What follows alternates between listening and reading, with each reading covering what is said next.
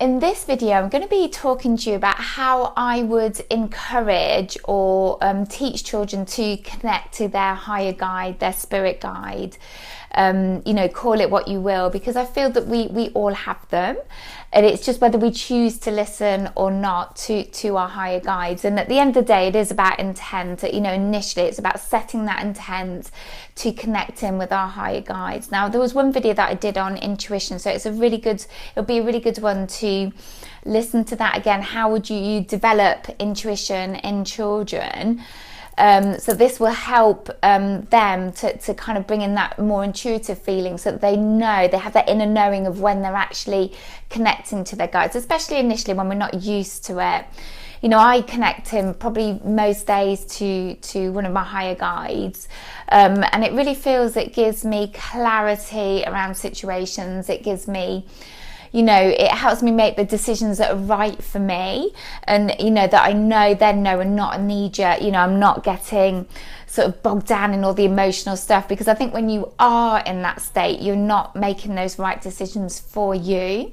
So I think if you can encourage your children and teach them how to use and how to connect with the high guides at such an early age, which, to be honest, probably doing already without knowing it or without you knowing it, and to encourage them, I think is hugely important. I feel is hugely important for me and my children.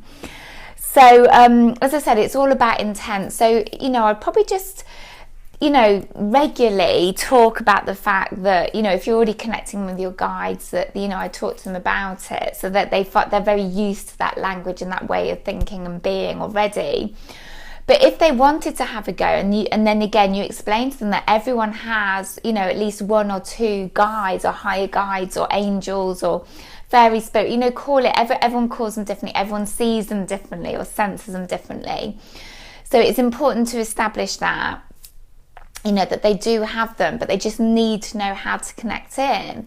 And then maybe just sit with them and just get them to still themselves, and just say, okay, close your eyes now, and ask for your guide to come in. Just ask them to come in and show themselves to you, however that may be. And just give them a few minutes to be able to do that. They need to be still with no distractions.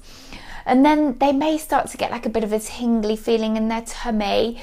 They may get a warmth, like a feeling of warmth over them, or they may even in their head see something like a wing or a shadowy shape, or some people describe it as these huge wings coming over their shoulders.